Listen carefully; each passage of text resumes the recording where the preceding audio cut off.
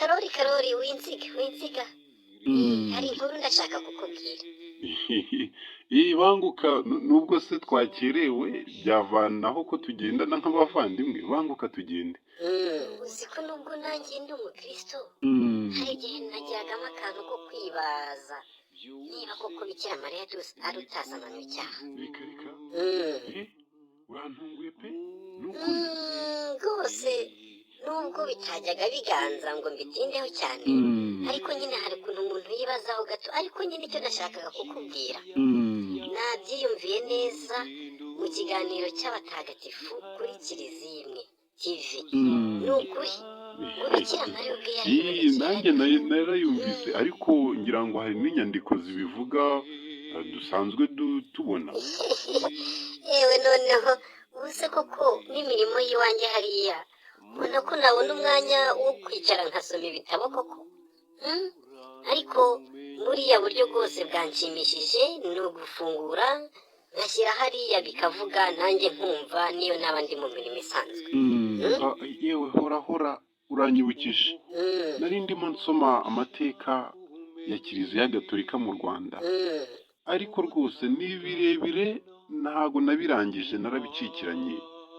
Nanjye ubwo ndumva ubwo buryo bwarushaho kuba bwiza cyane. Umva rero nkubwire, genda ujyemo ushake ngo Kiliziya Imwe TV, ushobora gusanga icyo kiganiro kirimo, ariko niyo cyaba kitarimo wababaza bakakiguhereza, kuko ibiganiro byose bivuga kuri Kiliziya bidufasha mu kwemera. Harimo umuhungu uririmba neza we, ni ukuri ujyemo byagufasha bakayaguhereza ukayumva witonze, ni ukuri. yewe n'umugore wa Kanyamihigo nawe uri umuti w'amenyo. None se ubwo ibyo kuririmba bije bite kandi mu kiganiro cy'abatagatifu? Aririmba neza ahubwo waza kubwira Venansiya ko nabonye umuryango remezo wacu ufite abantu bose bitanga, bashobora kuza nabo babireba bakumva ayo mateka, ntadufashe twenyine, akaza kubivuga nyuma y'ijambo ry'Imana. Nabwo ni ubutumwa. Ntibuka unyibutse rwose, dutanga ubwo butumwa kandi birakwiye. None se urumva udafite ibyishimo ko nawe wabimenye ko ibyo washidikanyaga byarangiye? Tugende. Bavandimwe kurikira televiziyo Kiliziya Imwe umenye amateka atandukanye ya Kiliziya, umenye amateka y'abatagatifu ndetse n'ibindi biganiro bidufasha mu kwemera kwa Kiliziya Gatolika. Genda Kiliziya Imwe kwaje uri igisubizo.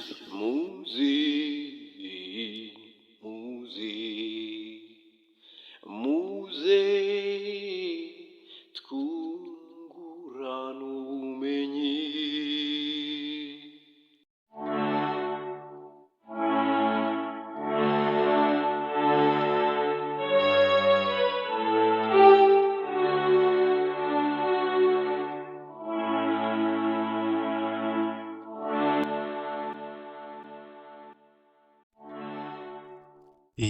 Muraho neza, ikaze kuri televiziyo Kiliziya Imwe.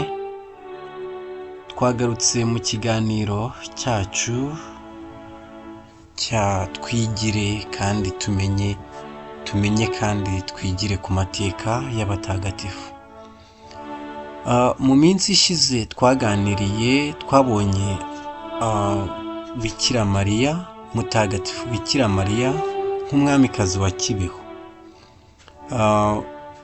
Uyu munsi tugiye kureba Bikira Mariya utasamanywe icyaha.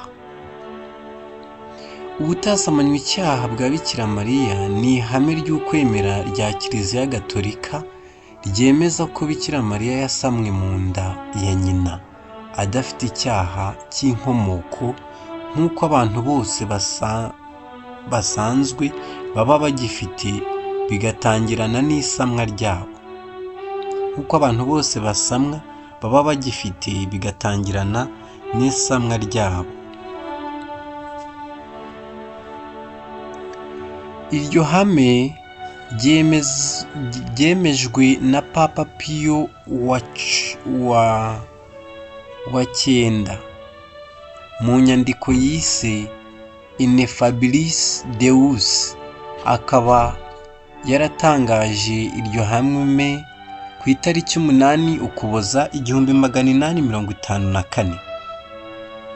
Papa yaravuze ati dutangaje ku mugaragaro, turahamya kandi dusobanuye ko inyigisho ivuga ko umuhire Bikira Mariya agisamwa yahunzwe inema itagereranywa y'Imana ishobora byose abikesheje ingabire y'ikirenga y'ubucunguzi bwa Yezu Kristo umukiza w'abantu. Bikira Mariya akaba yararinzwe ubwandure bwose bw'icyaha cy'inkomoko. Iyo nyigisho rero twayihishuriwe n'Imana, kandi kuri iyo mpamvu igomba kwemerwa n'abakristo bose ku buryo budashidikanywaho kandi buzahoraho. Ijuru ubwaryo ryerekanye vuba uburyo iryo tangazo rinyuze Imana. Nuko Nyagasani yemera ko Bikira Mariya abonekera i Bernadetta i Lourdes mu mwaka w'1858 yiyita ubwe utarasamanywe icyaha.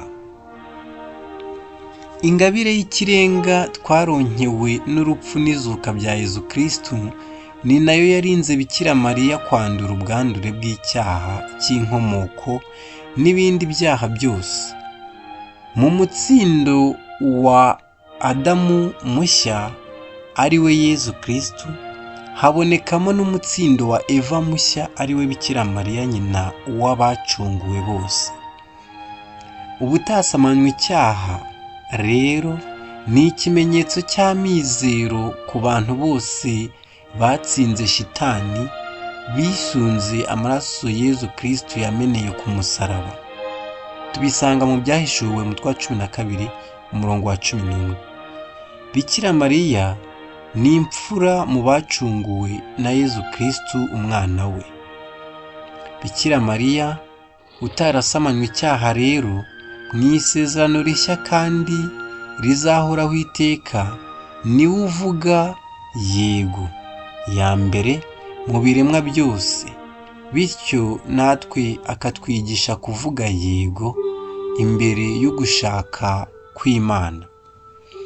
Niwe kiremwa gishya cya mbere cy'isezerano rishya. Kiliziya yizihiza umunsi mukuru w'ubutasamanywe icyaha bwa Bikira Mariya ku itariki 8 Ukuboza, itariki Kiliziya itekereza ko ariyo Bikira Mariya yasamweho.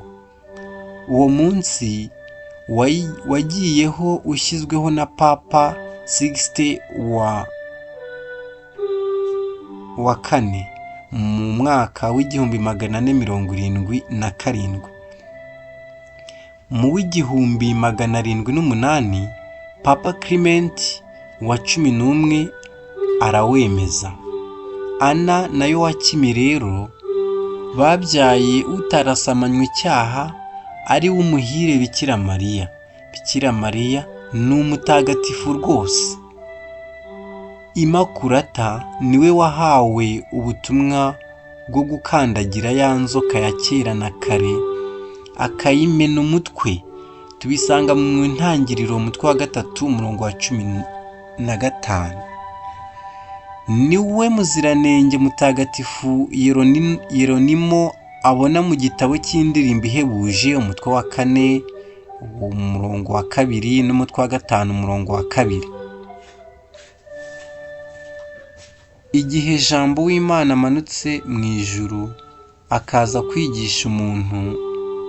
akaza kwigira umuntu mu nda ya Bikira Mariya, yaje mu ngoro itagira inenge n'ubwandure ubwo ari bwo bwose. Ibyago icyaha cy'inkomoko cyazaniye Adamu n'inyoko muntu birenze imyumvire ya muntu, kuko cyahanaguyeho inema n'imigisha Adamu yari yararemanywe ahubwo we n'urubyaro rwe kikabakururira umuvumo w'Imana n'ibyago bitagira ingano. Nyamara Imana yashatse kurinda Bikira Mariya ibyo byago byose kuko yari yarateguriwe kuzaba nyina wa Adamu mushya, Yezu Kristo, uzakuraho ibyago byose byakuruwe na Adamu wa mbere. Mutagatifu Alphonse Maria wa Ligori yerekana ko Bikira Mariya ari umukobwa w'Imana Data, akaba nyina w'umwana w'Imana, akaba umugeni wa Roho Mutagatifu. Nk'uko Mutagatifu Alphonse Maria wa Ligori akomeza kubivuga mu busobanuro mwene Siraki umutwe wa 24 umurongo wa 3 n'uwa 5, na Mutagatifu Thomas wa Aquin mu gusobanura ingabire y'igisagirane y'ubucungurwe yahawe Bikira Mariya. Imana Data yarinze Bikira Mariya icyaha cy'inkomoko kuko ari umukobwa wayo w'imfura. Bikira Mariya ntiyigeze na gato aba umucakara wa Lusiferi n'uw'umuremyi wese kuva agisamwa, n'uw'umuremyi we wese kuva agisamwa. Kandi koko byari bikwiye. Bikira Mariya Imana yari yarateguye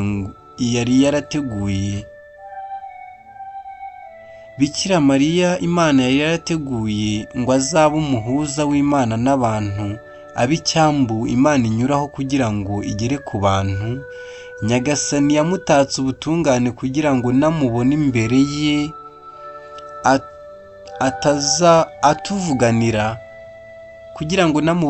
ye atuvuganira, yishimire kubona icyo kiremwa gihebuje mu butungane, maze n'isengesho uwo mubyeyi atuvugira ryumvwe n'umuremyi.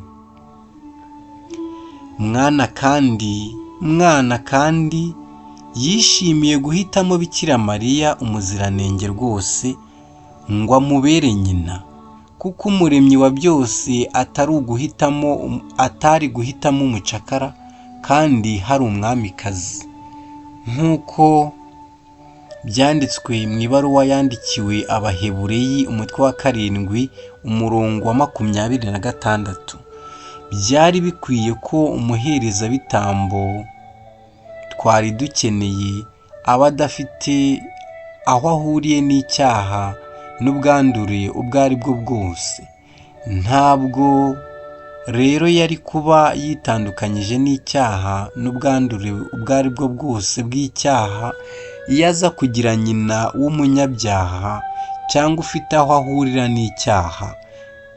N'ahandi Pawulo Mutagatifu atubwira mu ibaruwa ya mbere yandikiye Abanyakolosi umutwe wa 15 umurongo wa 47, ati muntu wa kabiri uturuka mu ijuru uvugwa hano ari we Yezu Kristo, suko adafite aho ahuriye n'abantu, ahubwo nuko Bikira Mariya wamwakiriye nawe yahunzwe ingabire zisumbye iz'abamarayika.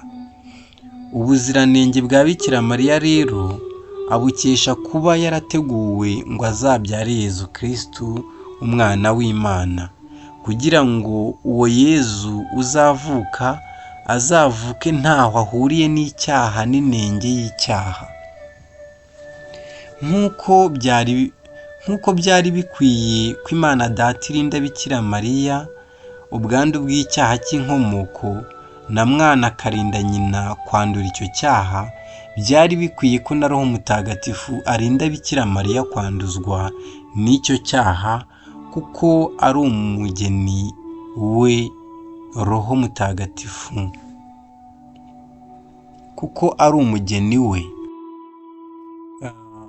Roho Mutagatifu yamanikiye kuri Bikira Mariya amusendereza ingabire kurusha uko ibindi biremwa byose bisendereye ingabire. Umubiri utarasamanywe icyaha wa Bikira Mariya niwo Roho Mutagatifu yifashishije ngo aremere Yezu Kristu umubiri utarasamanywe icyaha, nk'uko umumarayika mukuru yari yarabivuze mu Ivanjiri ya Luka umutwe wa 1 umurongo wa 35. Ni nayo mpamvu Mutagatifu Tomasi w'Akwini yita Bikira Mariya ingoro ya Roho Mutagatifu n'igicumbi cya Roho Mutagatifu, kuko Roho Mutagatifu yamugize nyina wa Jambo wigize umuntu. Bikira Mariya n'utarasamanywe icyaha, ni umuziranenge rwose kuva mu isama rye. Lusiferi ntiyigeze amugiraho ububasha, nta cyaha na kimwe kigeze kimugira umucakara. Niwe murima uzitiye, ukaba n'isoko igipfundikiye ivugwa mu gitabo cy'indirimbo ihebuje umutwe wa 4 umurongo wa 12. Abanzi b'umukiro wacu ntibigera rwose bagera muri ubwo busitani. Na Mutagatifu Bernardo araririmba atura ubusitani buzitiye, aho ikiganza cy'abanyabyaha kitigeze kigera ngo kibe ku ndabo zaho.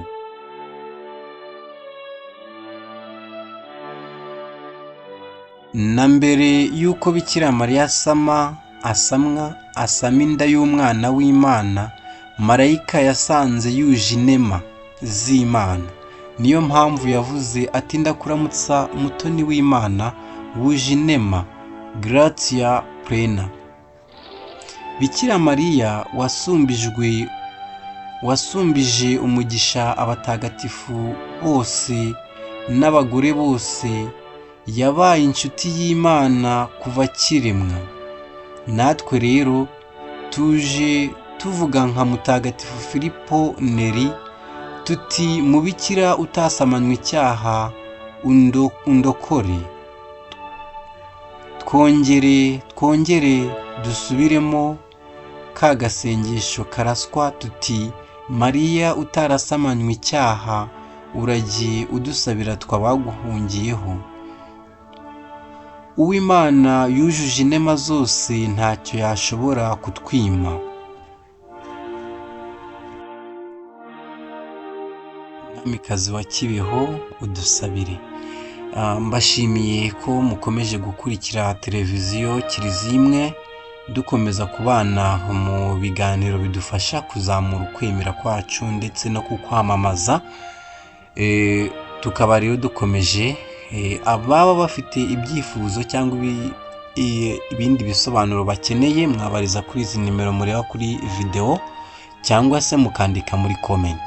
Dukomeze mukora subscribe na share kugira ngo twamamaze ingoma y'Imana, natwe dukoresheje ibi binyabazungu. Nyagasani Yezu nabane namwe.